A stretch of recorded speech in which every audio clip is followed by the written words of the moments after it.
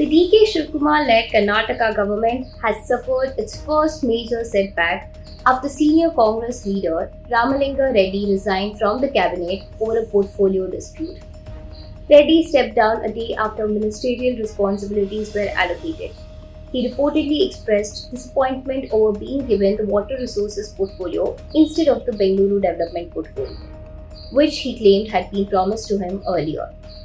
While announcing his resignation, Reddy said he could not work against his concerns. However, he clarified that he would continue as an MLA and remain within the Congress party. Sources said the senior leader had been insisting on the Bengaluru development portfolio and was unhappy with the final allocation.